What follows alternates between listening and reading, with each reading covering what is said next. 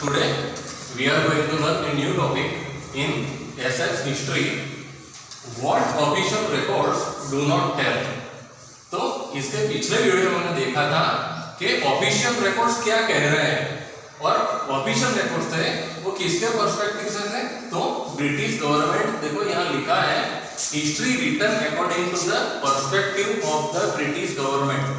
तो अब तक जो हिस्ट्री लिखी गई थी वो ब्रिटिश गवर्नमेंट के अकॉर्डिंग लिखी गई थी। तो ये एक तरफा जो रिकॉर्ड हो गया। तो अंडरस्टैंडिंग द हेडिंग, तो हेडिंग को अच्छी तरह से आपको समझना है कि जो ऑफिशियल रिकॉर्ड ब्रिटिशर्स द्वारा बनाए गए थे उसमें कौन कौन सी चीजें नहीं ली गई है। जैसे कि जेम्स मिल ने पहले ये जो 3 पार्ट किए थे हिस्ट्री के, उसमें बहुत सारी कमियां रह गई थी। तो हिस्ट्री जो अब लिखी है उसमें कौन कौन सी कमियां रह गई है ऑफिशियल रिकॉर्ड्स में, वो आज के वीडियो में हमें देखना है। तो सबसे बड़ी बात यहाँ पे ये है कि हिस्ट्री जो लिखी गई है ब्रिटिश गवर्नमेंट के अकॉर्डिंग, उसमें ये बात खास आपको ध्यान में रखनी है कि absence of Indian perspective. Perspective का मीनिंग होता है परिप्रेक्ष्य, दृष्टिकोण। तो भारतीयों का, इंडियंस का जो पर्सपेक्टिव है उसकी तो एब्सेंस है यहाँ पे। तो क्या वो कोई मायने नहीं रखते हिस्ट्री में? रखती है। तो इस कारण से ये जो पूरा रिकॉर्ड्स है वो इनकम्प्लीट हो जाता है। वो कैसे? तो official record tell us what the officers thought. तो ये जो ऑफिशियल रिकॉर्ड है वो क्या है कि ऑफिसर्स जो थे ब्रिटिश ऑफिसर्स, वो हमें हमारे बारे में क्या सोचते थे, क्या थॉट करते थे, वो है उसमें।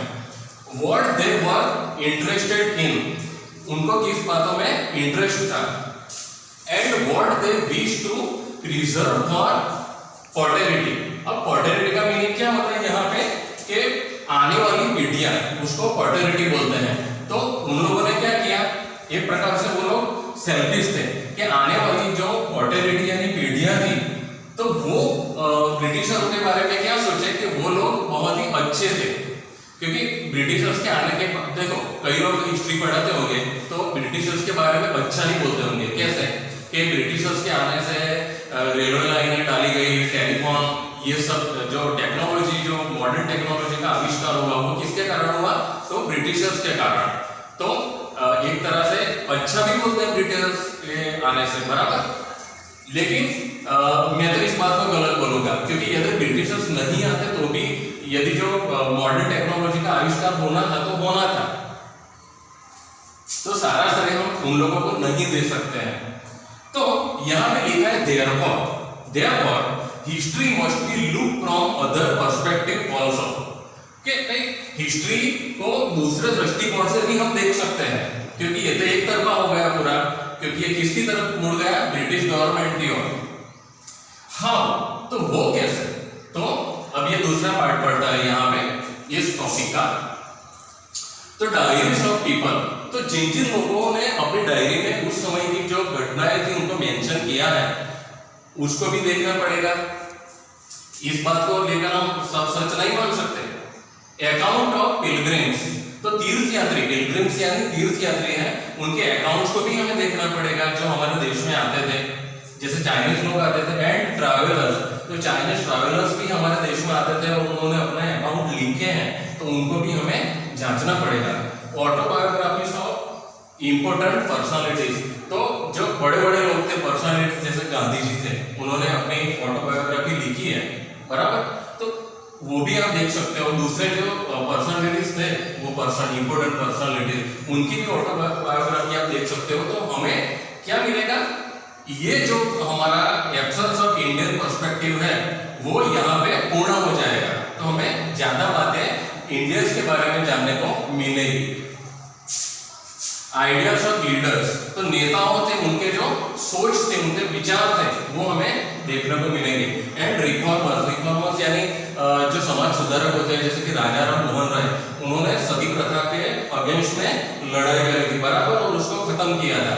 पोएट्स यानी कवि लोग होते हैं, उनकी कविताओं में भी हिस्ट्री का कोई बयान होता है। एंड नॉवेलिस्ट, जो नॉवल जैसा लिखते हैं, नॉवेल लिखते हैं, तो उन्होंने जो वर्क किया है उसमें से भी हमें इंडियन रिकॉर्ड मिलता है। लेकिन ये बात हुई, ये जो बड़े पर्सनालिटी उनकी। लेकिन अब जो लास्ट टॉपिक है वो थोड़ा ट्रेजिक ही है, क्योंकि yet the history lacks the perspective of peasants, workers and tribals। तो ये जो तीन है, peasants यानी किसान, वर्कर्स यानी जो काम करने वाले लोग, और ट्राइबल्स यानी जो जंगलों में रहते हैं, आदिवासी लोग आप बोलते हैं वो, तो उनकी भी अलग लाइफ थी। तो उनकी हिस्ट्री के बारे में कौन लिखेगा, क्योंकि ये लोग तो पढ़े लिखे नहीं थे, बराबर, तो वो खुद तो लिख नहीं सकते ऐसे ऑटोबायोग्राफी। तो उनका जो जीवन था, उनकी लाइफ थी, उनकी जो मान्यताएं थी, उनकी बिलीफ थी, उनको कौन लिखेगा। तो ये तो अधूरा ही पार्ट रहेगा यहाँ पे इंडियन पर्सपेक्टिव का। तो getting to know their lives was a more difficult task.